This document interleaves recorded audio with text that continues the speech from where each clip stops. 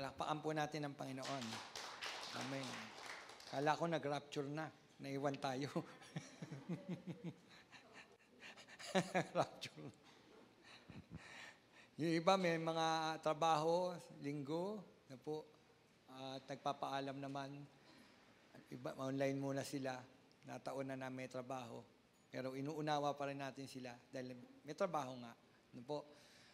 Wag lang ma-rapture sila, naiwan tayo. Amen. Purihin po ang Diyos. Ako po'y naniniwala na kayo pa may mga Bible. Meron po ba kayong mga Bible? Yung mga walang Bible, sabihin nyo lang po, tapos hingi po tayo ng Bible. Ano po? Napakalaga po ng Biblia na dapat binabasa natin. Amen po ba?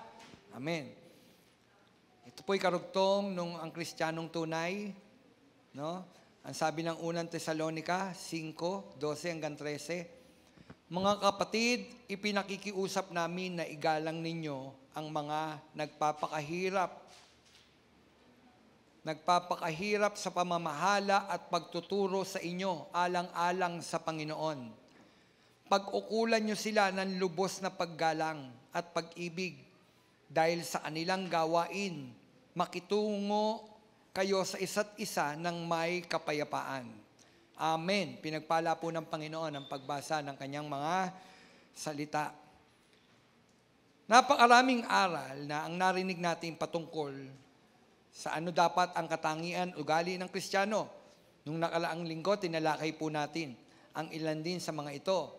Na po, kanina rin sa Caloocan Bethel, yun yung mininsahe ko sa kanila. Ano po?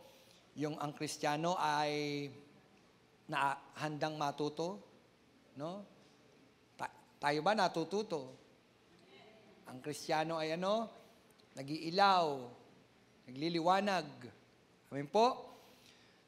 Ang Kristiyano ay nagsasaliksik. Ngayon po, no, sabi ko nga po, napakaraming aral patungkol dito na pwede natin himay-himayin. Himay-himayin. Madaling magsabi na tayo ay mga Kristiyano. Sino dito ang mga Kristiyano? Amen. No? Pero mayroon tunay na Kristiyano. Kung mayroon tunay na Kristiyano, mayroon fake. Sabi ko nga, mayroon fake. Madaling magsabi na tayo ay mga Kristiyano. Kaya lang, masasabi lang natin na tayo ay isang tunay na Kristiyano kung nasa atin din ang mga katangiang ito. Bukod nung sa isang linggo, ito po. No? Una, ang tunay na Kristiyano dapat nagmamahal sa mga nagtuturo ng aral ng Panginoon. Ano daw ang Kristiyano? Nagmamahal sa mga nagpapagal ng pagtuturo sa Panginoon. Yung aral ng Panginoon, dala-dala nila, dapat minamahal po natin sila. Dapat binibigyan po natin sila ng pagpapahalaga. Amen po ba? Hindi natin dapat binabaliwala. Bakit? Nag-aaral po sila para ituro sa atin ang alin, ang salita ng ating Panginoon. Alam niyo po ba, mahirap gumawa ng aral ng Panginoon, maggumawa ng sermon? Mahirap gumawa. Akala ng ilan, kapag tagapagturo ka, kukuha ka lang ng Biblia at bubuksan mo, i-interpret mo. Tama naman yon. May interpretasyon ka, tama yon. Kaya lang dapat patuloy mong inaaral para hindi mali yung interpretasyon mo pagdating sa Biblia. Ngayon, ano gusto kong ipunto dito? Sila na nagpapagal sa pagtuturo sa inyo, sa atin, dapat binibigyan natin ng pagpapahalaga. Dapat minamahal natin. Sino? The group leader nyo. Sino yung mga the group leader ninyo? Sa kalalakihan, sa kababaihan, sa kabataan. Dapat pinapahalagahan po natin yung mga yan. Sila. Bakit? Inuukol nila yung kanilang buhay para maging tagapagdala ng aral ng Panginoon. Mahirap mamahala. Mahirap magturo. Yun nga sarili natin, hirap turuan eh. Di po ba? Sarili na lang natin, mahirap turuan. Pero tingnan ninyo, ang mga taong ito, tinanggap nila yung tawag ng Diyos sa kanila eh. Na maging tagapagturo. Kahit hindi sila mga pastor. No? Kahit mga wala silang lisensya, pero tinanggap nila. Alin? Yung hamon na maging tagapagdala ng aral ng Panginoon. Kasi hindi lang naman nakasalalay sa lisensya yung pagtuturo, pagdating sa Panginoon, pagdating sa aral ng Panginoon. Natatandaan ko po noon, nangangaral na ako sa mga church, wala akong license. Tinawag ako, pinapunta ako ni Pastor Jun sa isang simbahan. Ang sabi nung simbahan, tawagin na po natin ang ating tagapagsalita, tawagin natin si Pastor Romel. Pagdating ko doon sa taas ng altar, ng pulpito, ang sabi ko, hindi po ako pastor. Naglakihan ang mga mata nila. Bakit? Kasi inaasahan nila, ang tatayo dito, isang lisensyado na pastor. Tama naman yun. No, sa kaayusan. Inaasahan nila, ang tatayo dito ay isang pastor. Pero nung tumayo ako doon, sabi ko, hindi po ako pastor. Pwede kong sabihin, dahil pinakilala na lang rin ako na pastor kasi sabi nung leader nila, nung elder nila, ano po ba kayo? Sabi ko, deacon sa church. Ay, hindi, sige, pastor na rin. Lagay natin pastor. So doon pinakilala akong pastor, pero sinabi ko, hindi po ako pastor. Ba't ako magsisinungaling na ako'y pastor? Hindi naman ako pastor noon. Pero meron akong binanggit. Ang sinabi ko, wala po akong lisensya. Hindi po ako pastor. Sabi ko, pero ang lisensya ko po ay ang Panginoon. Ipapangaral ko ang salita ng Panginoon dahil hindi nakasalalay ka ako, sa lisensya lang ang pagtuturo at paghahayag ng salita ng Panginoon. Amen? Yun, nakinig sila. Nakinig. Bakit? Kasi nga, ginamit ko na ang lisensya ko, ang Panginoon. Kung meron kayong katanungan, pagdating sa lisensya ko, magtanong kayo kay Jesus. Tama? Di magreklamo ka kay Jesus, bakit pinatayo yung hindi lisensyado? Yun. O, hindi ko sinasabing kailangan walang lisensya. Hindi po. Mainam na mayroon lisensya. Alam niyo po ba, may mga pinag-aaral tayo ngayon? 5 po yan. Nag-aaral po sila saan? Sa AGSOM. Bible School po yan. Ng Assemblies of God. Bakit? Kasi mahalaga po yon. Ngayon, tayo nag-aaral sila. Yung mga leader ninyo na nagtuturo sa inyo sa D-group, nag-aaral po sila. Tuwing Huwebes, kahit pagod sila, nandun sila sa kanilang mga trabaho, binubuksan nila online. Yung kanilang mga cellphone, ano man yung ginagawa nila, nagtuturo, nag-aaral pa rin sila. Kaya tingnan niyo, yung pagpapagal na ginagawa nila, di ba kakaiba yun? Kaya anong dapat natin gawin? Bilang mga mananampalataya, bilang mga Kristiyano, paalagaan natin sila. Paalagaan natin yung mga nagtuturo sa atin, mahalin natin. Mahalin natin sila. Sino pa? Mahalin ninyo, siyempre, yung pastor. No? Ibubukod ko ba yung sarili ko dito? Dahil parang dalabas nito, self-serving. Pastor ako Kaya lang hindi. Gusto ng Panginoon, igalang, irespeto ang mga namumuno sa simbahan. Pastor, mga leader, mga diakono. Mahalin natin sila. Paalagaan natin sila. Kalooban ba ng Diyos na mahalin natin ang mga leader at ang pastor? Opo. No? Kalooban niya ng Panginoon. Ang sabi nga igalang Ang sabi doon, mga kapatid, pinakikiusap namin sa inyo. Sino may sabi niyan? Sino may sabi niyan? Si Paul. Kanino? Simbahan sa Thessalonica. Ano pakiusap ni Paul? Sa mga kapatiran, mga kapatid, ipinakikiusap namin, igalang ninyo ang mga nagpapakahirap. Ang sabi, igalang ninyo ang mga nagpapakahirap sa pamamahala at pagtuturo sa inyo. Sabi ko nga, mahirap mamahala. Mahirap magturo. Tingnan ninyo, ang tagal-tagal ginawa yung sermon, tapos madalas, pag tinutulugan yung pastor. Pakahirap gawin. Tapos tutulugan yung pastor. Di po ba? O hindi. Dito okay lang kasi nga alam ko yung panahon natin, oras. No? Kaya pagka meron na akong dumidiin na, alam ko may natutulog. Kaya lang ganito. Hindi ko naman okay lang ngayon kung napapagod tayo. Kaya lang, dapat pagpunta natin dito, bilang respeto, bilang parte ng pagmamahal natin, doon sa nagtuturo, kasi ang tagal niyang ginawa yun. Pinag-pray niya yun. Pinag-pray. No? Dapat, hindi natin tinutulugan. Mga Kristiyano, pag inahayag ang salita ng Panginoon, huwag niyong tutulugan. Hindi yan salita ng tao. Salita yan ni Kristo. Kaya dapat ninanamnam natin yung mensahe ng bawat salita. Kasi hindi yan salita ni pastor, salita yan ng ating Panginoon. Ginagamit lang ang mga tagapagturo, ginagamit lang ang mga pastor. Amen? Kaya pahalagaan natin ang mensahe na binibigay sa bawat isa sa atin. Ano man ang maging mensahe, minsan ang taas-taas ng kalidad ng mananampalataya, yung pastor namin laging pinapakain sa amin, tuyo. Dito naman ako sa isang simbahan, kakain ako ng lechon. No? Kasi nga tinitingnan yung kalidad, yung kaalaman ng pastor.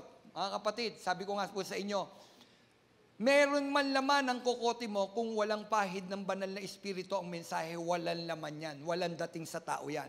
Kaya't napakahalaga, may kaalaman at may pahid ng banal na espiritu ang mensahe. Huwag natin tutulugan.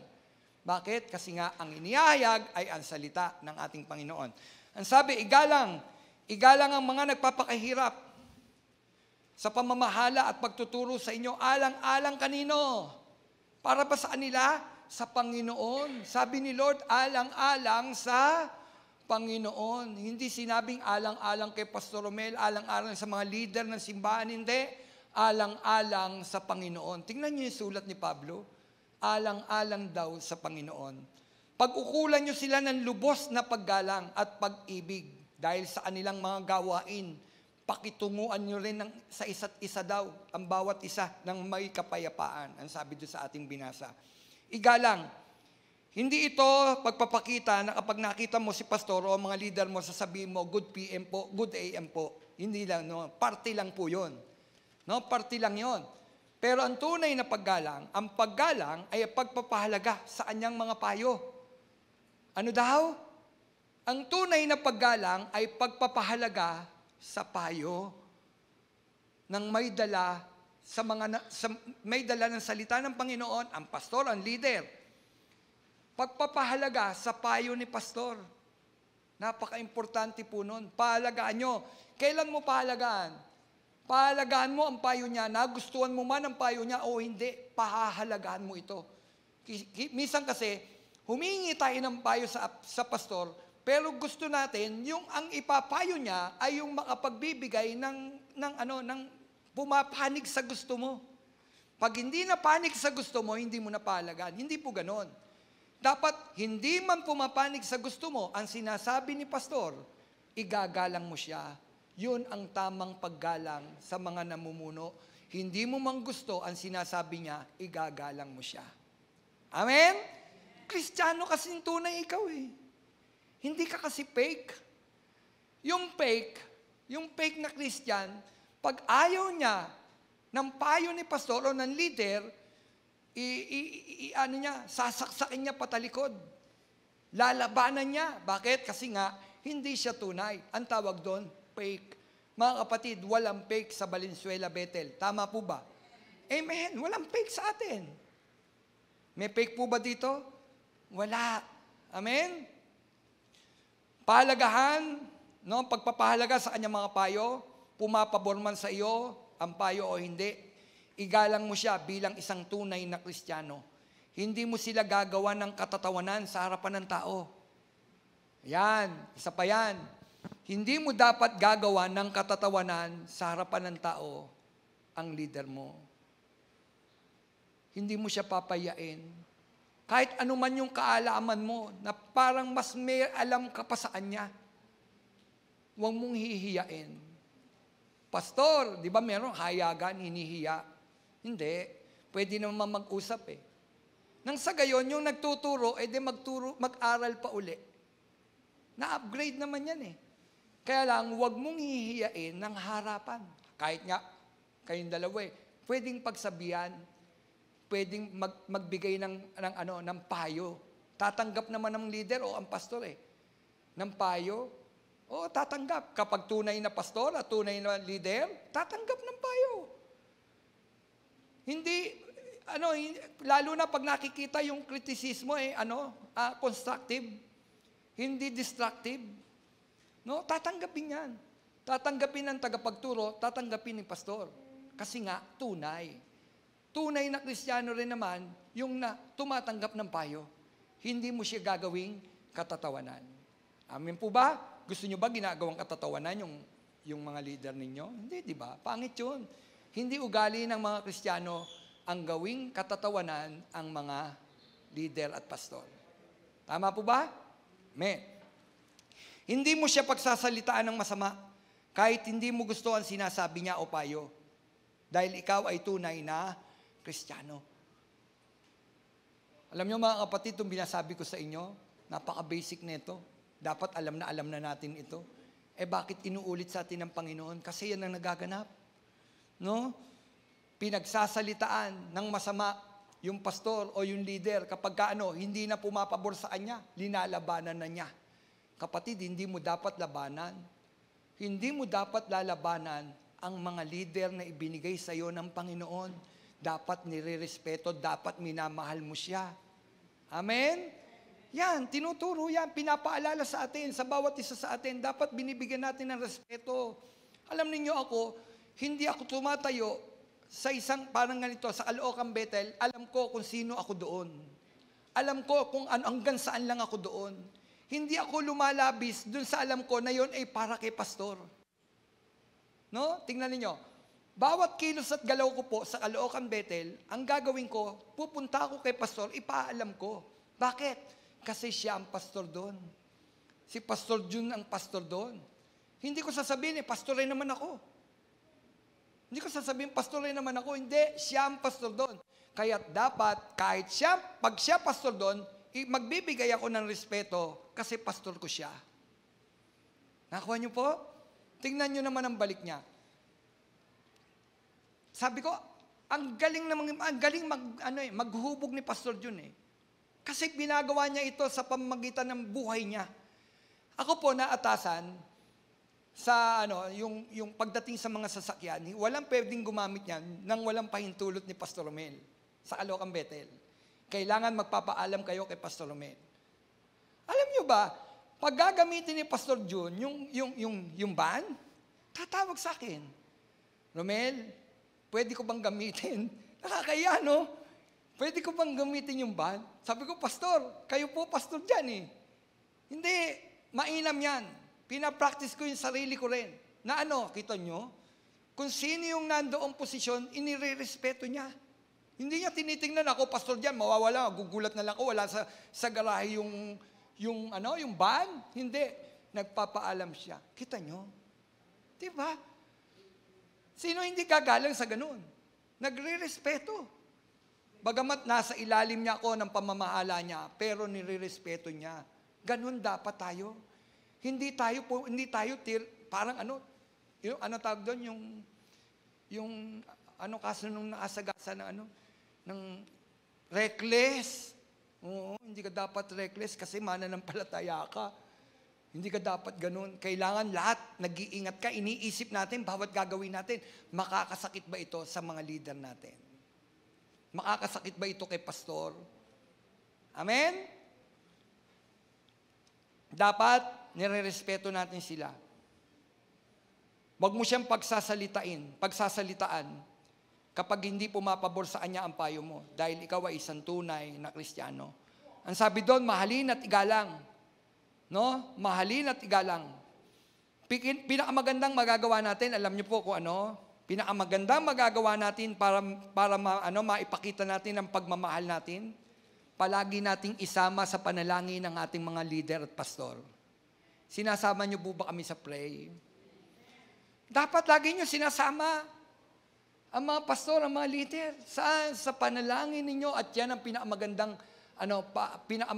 pagmamahal sa isang pastor. Na sinasama natin sila sa panalangin sa Panginoon dahil ang Panginoon naman talaga ang may kakayahang magbigay ng lahat ng bagay. Amen? Kaya idudulog natin sila sa Panginoon. Ipe-pray natin sila sa Panginoon. Araw-araw, isama nyo kami sa panalangin. Bakit? Tao rin po kami tulad ninyo. Nagkakasala ang mga leader. Nagkakasala ang mga pastor. Mas prone pa nga eh. But prone? Sino ba bibirahin? Sino ang titirahin ni Satanas? Para ang isang simbahan bumagsak. Ang leader, ang mga member, hindi. Titirahin ni Satanas, mga leader at ang pastor. Kaya dapat sinasama ninyo saan? Sa prayer. Araw-araw, pinagpe-pray nyo si pastor, pinagpe-pray nyo ang pamunuan ng simbahan. Bakit? Prone. Nasa teleskopyo ni Satanas. Kaya dapat lagi ninyong isasama ang mga leader ninyo sa inyong mga panalangin. Sino nagpe-pray sa mga leader at pastor? Sama ninyo. Kung hindi nyo na isasama, kasi ang prayer natin madalas laging sa atin eh. Nakakalimutan natin yung others. Di ba? Madalas ang prayer natin, Panginoon, bigyan mo naman po ako ng ganito, bigyan mo po kami ng ganon, pagpalain mo po kami, wala na po kaming ganito, wala na po kaming ganon, Panginoon, bibigyan mo kami, pagagalingin mo kami. Nakalimutan natin yung katungkulan natin sa mga leader natin at sa mga pastor natin. Idulog natin sila sa Panginoon. Amen? Sino dito nangangako? Taas ang kamay. Mula ngayon, ipagpe-pray ko si pastor. At sino? Ang mga leader. Ang mga nagtuturo. Amen? Ipag-pray rin ninyo ang isa't isa. Kasi target kayo ni Satanas. Kung target kami, ang mga leader at ang mga pastor, target din kayo ni Satanas. Kasi gusto ni Satanas, hindi lang siya ang pumunta sa impyerno, kasama tayo. Payag kayo? Payag kayo? Kasama tayo ni Satanas sa impyerno, siya lang nakadesenyo pumunta doon. Gusto ni Satanas, isama tayo. Kapatid, hindi. Pinagbayaran na yan ng Panginoon sa krus ng Kalbaryo. Kaya siya namatay. Yan yung ginugunita ngayon ng mga Kristiyano Di ba? Yung kamatayan ng Panginoon, pinagbayaran na yan ng Panginoon. Kaya huwag tayong pumayag na na tayo'y maisamang muli, ni Satanas. Saan? Sa daan patungo sa impyerno. Kapatid, pinalaya na tayo ni Jesus sa amay ni Satanas. Wala na ang kadena ni Satanas sa bawat isa sa atin. Amen? Wala na. Ngayon, ano na lang dapat natin gawin? Pag-ingatan. Bilang mananampalataya, pag-ingatan. Magtulong-tulong ang mga mananampalataya. Magmahalan tayo. No? Magbuhatan tayo ng mga pasanin. Kasi hindi lahat maluwag at walang pasanin. Lahat tayo may kanya-kanyang pasanin. Anong dapat?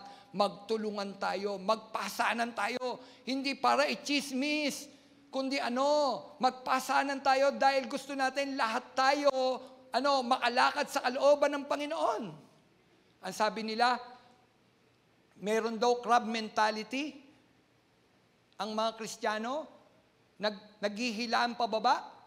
No? Tingnan ninyo yung crab mentality. Bakit? Inaral daw, yung mga crab, kapag inilagay sa isang, tag dito? Balde, parang ganon. Pag may nakakaangat, hinihila pababa. Nakita yung negatibo. Naghihilaan daw pababa. Alam niyo po ba, pinag-aralan daw yan? Yung kasi gusto nila, totoo nga ba, ang mga crab, ano ba sa Tagalog ng crab? Alimasag, alimango, talangka, parang gano'n, alimasag, alimango. Tinignan nila kung tunay nga na naghihilan silang pababa. Alam niyo po ba, maraming alimango na nilagay dun sa banyera, kinabukasan wala yung mga alimango. Hindi pala sila naghihilahan. Yung pala, nagbubuhatan sila, hindi lang kinakaya, kaya nababagsak. Pero tingnan nyo, yung inaral, nung binalikan, yung pinaglagyan ng mga alimango, lahat ng alimango, yung banyera, walang laman. Nasaan? Naghihilahan, papanik. Yan ang tunay ng mga Kristiyano. Naghihilahan tayo, papanik. Hindi pababa. Paanong paraan gagawin natin? Pasanan, panalangin, paglapit sa Panginoon.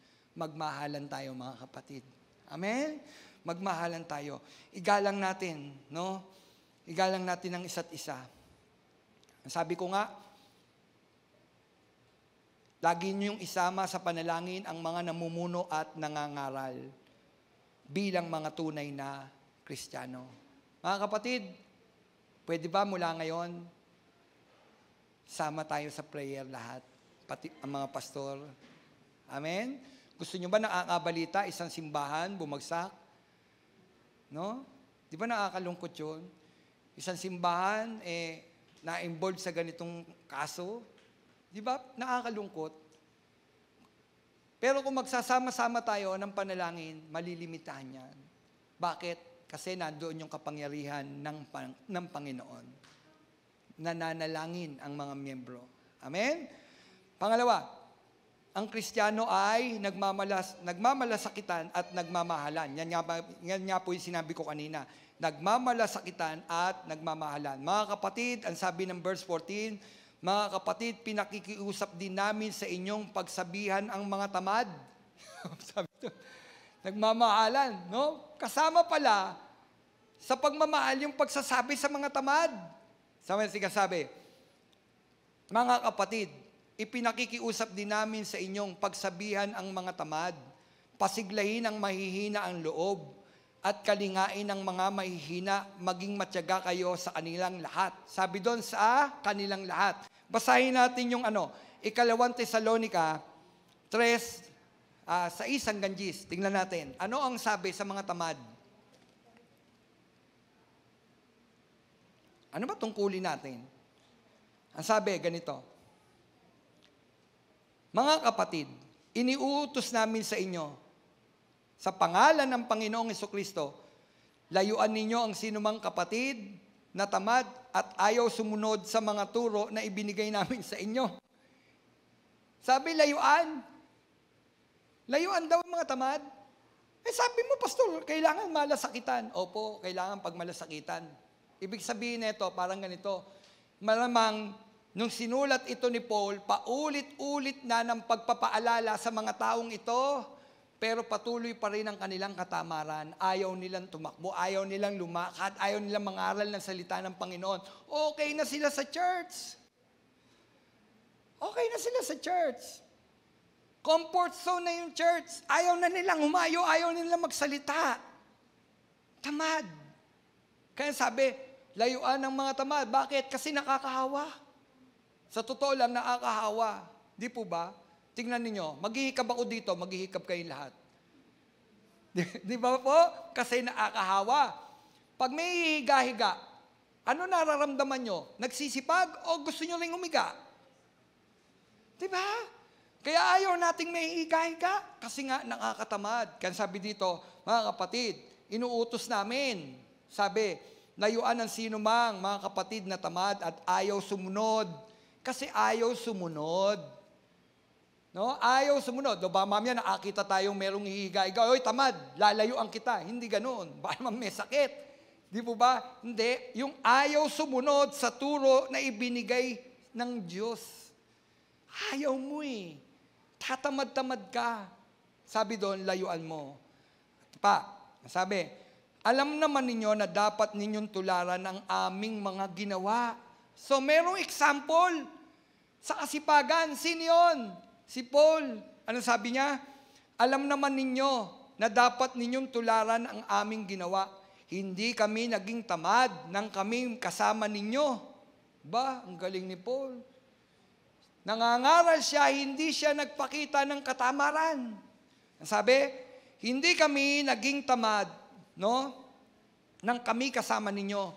Hindi kami nakikikain kanino man ng walang bayad. Pastor Romel, bawal ba kayong makikain?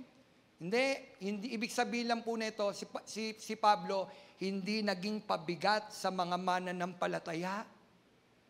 Ulitin ko baka naman mamaya sabihin ninyo, bawal na palang pakainin si Pastor.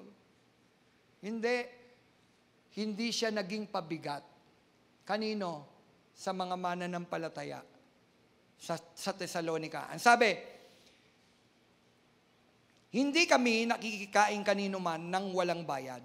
Anong ginagawa niya? Nagtatrabaho kami araw-gabi upang hindi makabigat kanino man sa inyo. Nagtatrabaho pala siya.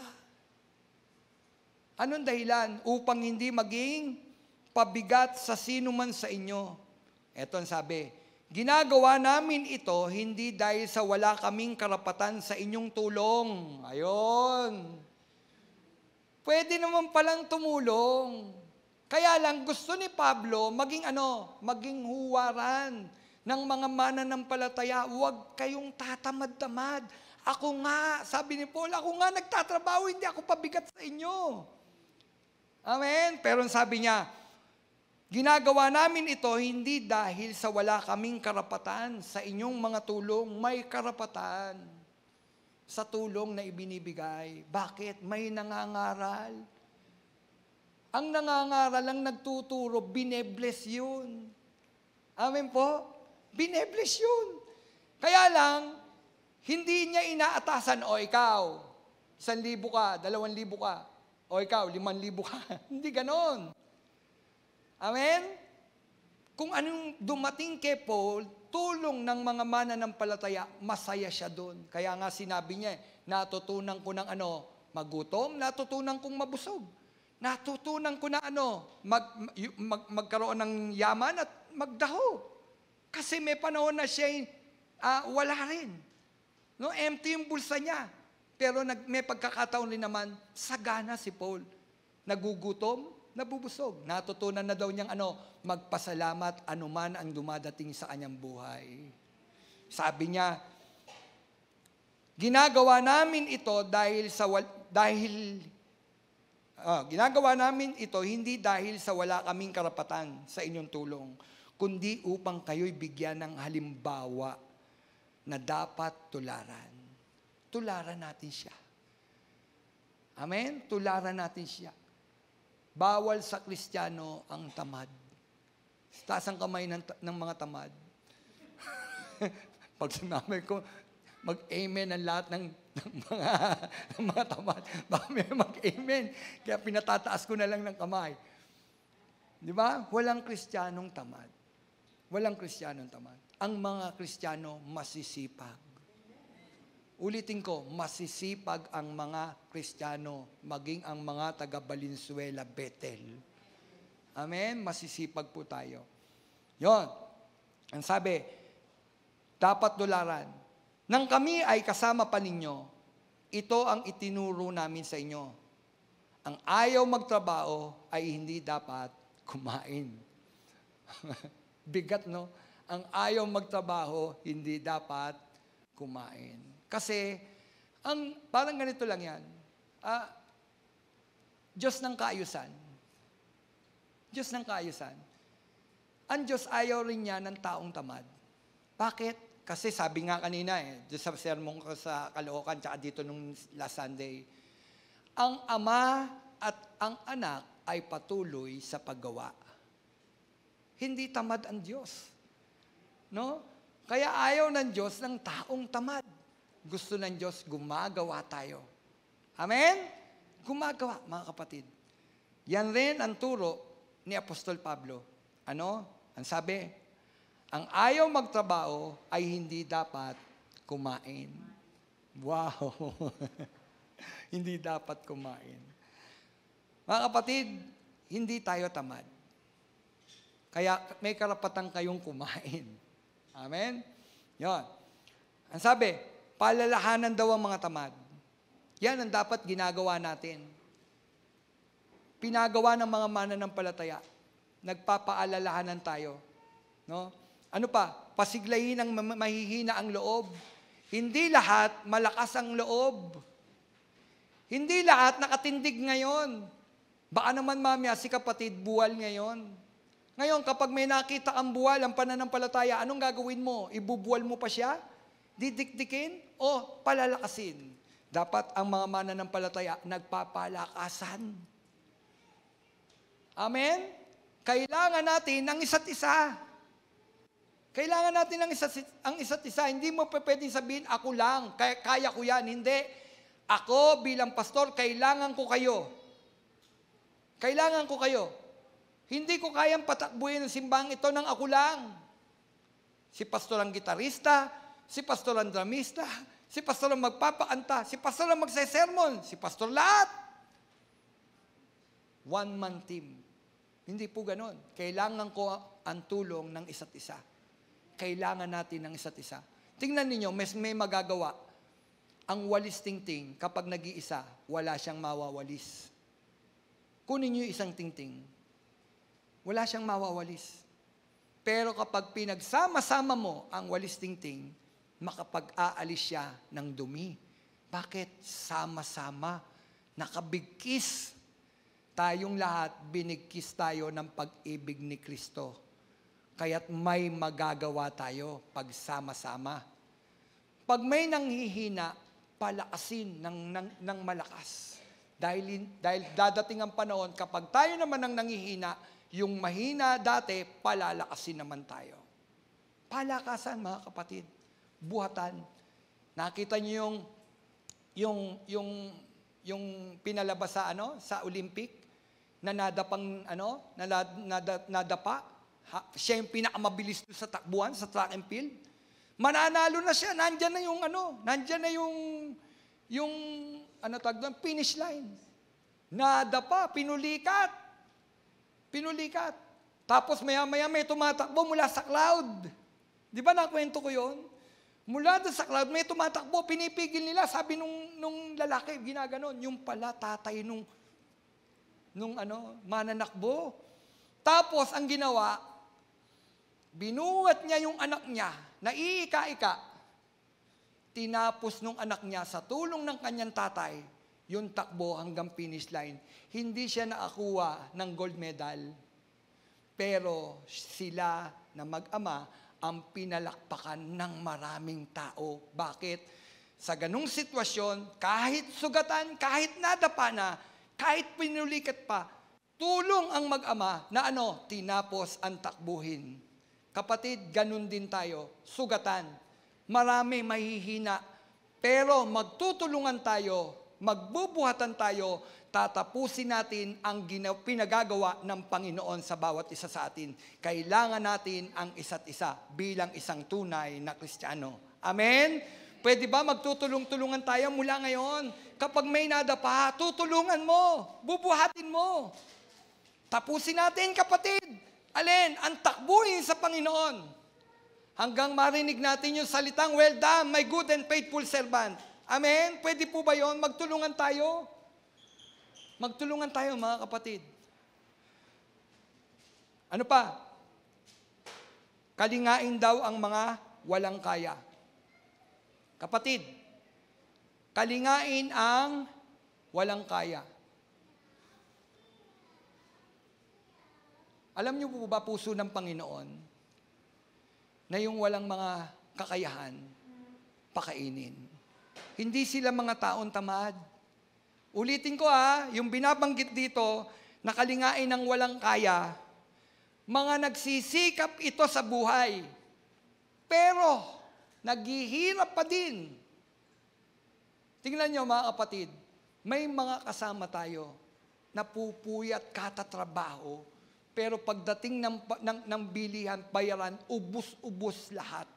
Hindi naman nila pinang-inom, hindi naman nila dinala sa bisyo, sadya lang kulang. Kulang ang sahod, ang taas ng mga bilihin. Anong gagawing tulong ng simbahan, ng mga mananampalataya sa ganon? Tutulungan mo, kapatid. Tutulungan natin. Kaya natatandaan nyo noon, meron tayong programa, walang Kristiyanong magugutom. Maganda yun eh. No? Kaya lang may sabi, kaya nang pumupunta sa Bethel yung mga yan, kasi nakakuha ng 2 kilong bigas. Hello? Ganun ba yun? 2 kilong bigas, kaya ka pupunta sa church? Hindi. Tulong yun ang simbahan. Pagpaparating sa tao na dapat nagpapakainan tayo. Dapat walang magugutom. Tinutulungan. Amen po ba? Nagtutulungan. Yung walang kaya, inaabot ng simbahan, inaabot natin. Mga kapatid, hindi lahat nakakatanggap. Tinitignan, minsan yung kakayahan. No? Parang ganito. Alam ng simbahan, alam yon kung sino yung dapat tulungan ng mas malaki. Huwag mananaghili. Huwag mananaghili yung nabigyan ng kokonti. Tama po? Siyempre, tinitignan yan ayon sa pangangailangan. Ayon sa pangangailangan. Sa mundo, kaiba. Kapag ka may kaya, ang may birthday, hahanap ng napakamahal. Tama po ba? Napakamahal. Ay, baka hindi magustuhan to. Meron na siya neto. Hindi natin maano. Pero kapag ka mahirap, pwede na yan. Pwede na yan. Sa Kristiyano, hindi. mas aabutin yung walang kaya, yung nangangailangan. Amen? Pastor, bakit si ganito nung nagkasakit, binigyan ng mas malaki? Kapatid, example lang to, hindi to dito. Kapatid, yung binigyan ng mas malaki, may cancer. Gusto mo ba, palit kayo? Di ba? Gusto mo ba, palit kayo? Ay, hindi na, pastor. O, kita nyo, ganun yun. Siyempre, titignan. Titignan ng bawat isa sa atin kung sino yung mas nangangailangan. Abutan natin. Tulungan natin. Pwede po ba yun? Alam nyo, kahit naman hindi natin pagsabi. Kahit hindi natin pagsabi, mayroong isang Diyos na nakakita ng ating ginagawa, ng lihim, at gagantimpala ang Kanya. Amen? Ang ginawa mo ng lihim. Kahit hindi mo ipangalandakan, ako'y nagbigay. Ang Diyos ang nakakita ng lahat. Ang Diyos. Abutin natin. Magtulungan tayo. Magpasanan tayo. Bilang mga tunay na Kristiyano. Bilang mga mananampalataya ni Kristo, tularan natin si Jesus. Si Jesus, inaabot niya ang mga may pangangailangan. Pansinin ninyo, hindi lahat pinagaling ni Jesus. Amen? Tingnan ninyo, bakit yung lamang, yung lumpo, dun sa pool, siya lang yung pinagaling. Pati hindi yung lahat ng may sakit, lahat yung nag-iintay. Lahat yung nag-iintay na galawin ng anghel, kasi may pagkakataon daw, yung pool ng Siloe, gagalaw. Kapag ginalaw daw yon, sino unang makatalon, gumagaling. Kaya lahat ng may sakit naroon. Nag-iintay. Nag-iintay sila. Tapos, meron doong kinatagpo ang Diyos, si Jesus. Gusto mo bang gumaling? Gusto mo bang gumaling? Opo! Kaya lang, tingnan niyo, pansinin niyo yung tugon niya. Kaya lang, bago po ako makatunta dun sa pool, may nauna na. Ang kaharap niya, ang tunay na nagpapagaling. Sino yun? Si Jesus. Sabi niya, tayo. Tayo. Pinagaling siya ng Panginoon. Bakit hindi lahat pinagaling? Mansinin niyo, bakit hindi lahat pinagaling? Tingnan niyo? Nakita ng Panginoon, nahabag siya. Taong ito, may pangangailangan. Pero lahat sila may pangangailangan. Ganon din sa atin. Hindi unfair si Lord. May panahon lamang na siya ang napaboran. Ibig sabihin, may pinapaboran si Lord? Hindi. Meron lang, parang ganito, lahat ng nagaganap, binabalanse ng Panginoon. Kaya merong sabi, lahat gumaling? Hindi. Hindi lahat gumagaling. Hindi lahat. May para-paraan ang Diyos. O ganun din sa pagtulong, may para-paraan ang Diyos. Amen? May paraan ng Diyos, gumagamit ng himala para tayo pakainin. Pero may paraan din ng Diyos, gagamit siya ng tao, ng mga mananampalataya para tayo umabot. Alam niyo kung bakit? Tingnan ninyo, anong mensahe kapag ikaw ay umabot? Kasi naipapadama ng tao yung iyong pag-ibig dun sa iyong kapwa. Amen? Nakita mo, may nangangailangan, inabot mo, tinulungan mo. Ano yun? Love. Love. Yung sa kabila ng ikaw man din, nangangailangan, binigay mo pagpapaubaya. Di ba? Yun, tinuturuan tayo ng Diyos. Sa mga ganong sitwasyon, kailangan matutunan natin yon, magpaubaya ka, hindi laging ikaw. Hindi laging ikaw. Natanda yung kwento ko.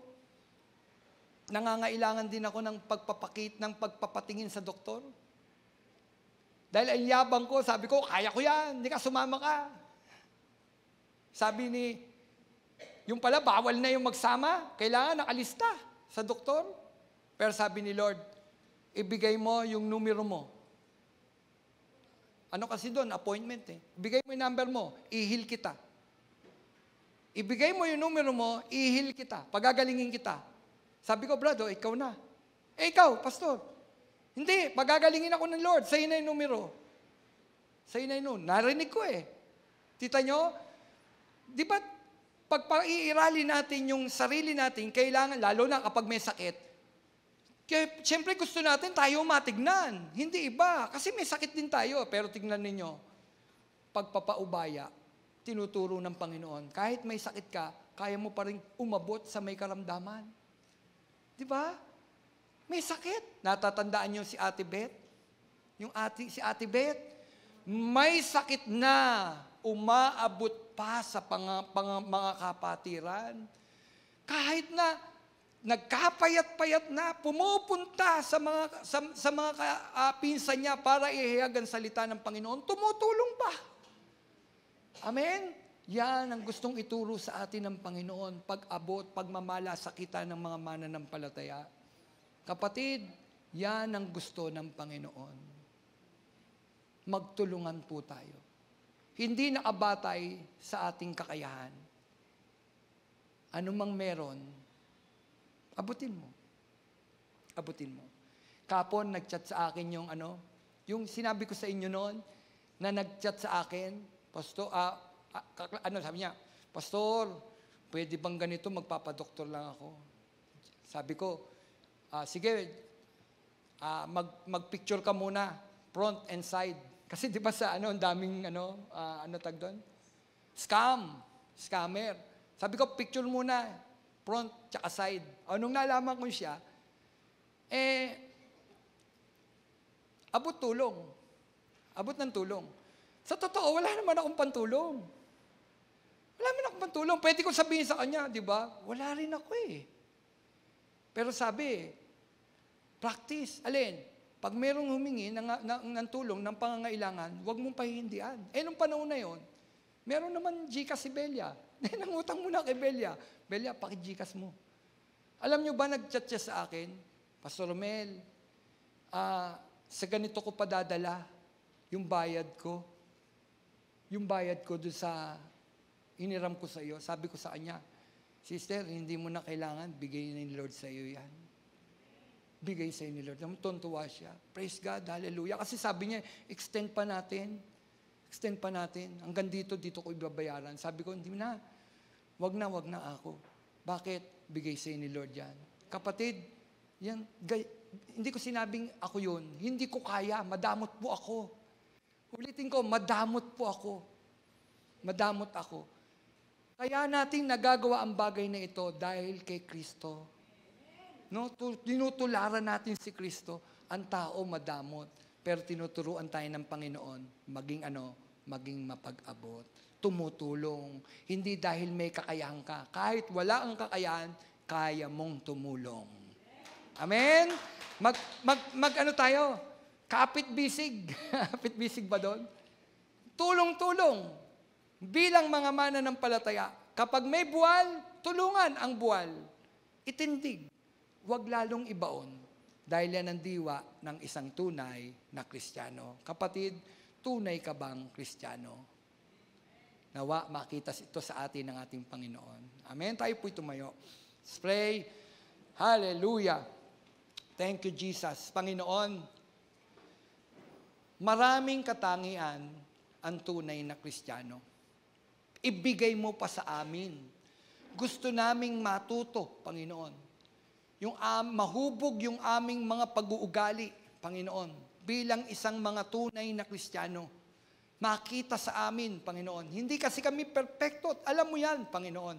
Nasa proseso mo kami, Panginoon, ng pag-aayos, ng pagtutuwid, Panginoon. Kaya nga, Panginoon, patuloy kaming dumudulog sa iyo. Magturo ka pa sa amin, Panginoon. At kami, Panginoon, ay bigyan mo ng puso, Panginoon, na handa, Panginoon, magpatuwid, Panginoon. Magpaaral, Panginoon. Salamat po, O Diyos. Ama, kung may nangihina sa aming mga pananampalataya, makita, Panginoon, yung diwa, Panginoon, ng pagtutulungan ng mga mananampalataya. Huwag po naming ipagkait yung tulong, Panginoon, sa dapat nangangailangan ng tulong, kundi anuman ang aming kakayahan. Kahit konti, Panginoon, tulong pa din yon at nakikita mo yon, Panginoon, lalo na ginagawang may kasiyahan, Panginoon. Salamat po, Panginoon. O Diyos, pinupuri ka namin, pinapasalamatan ka namin, dahil nahahayag pa ang salita mo. Panginoon, datnan mo ang bawat isa sa amin. Panginoon, na ang laman ng puso namin ay ikaw, ginagawa namin, nakapagbibigay lugod sa iyo, at ang kawangis namin ay ikaw, ang karakter mo, Panginoong Hesus. Salamat po, Panginoon, sa iyong papuri, sa iyong pasasalamat sa pangalan mo, Jesus, na aming Panginoon, tagapagligtas. Amen. Palakpakan natin ang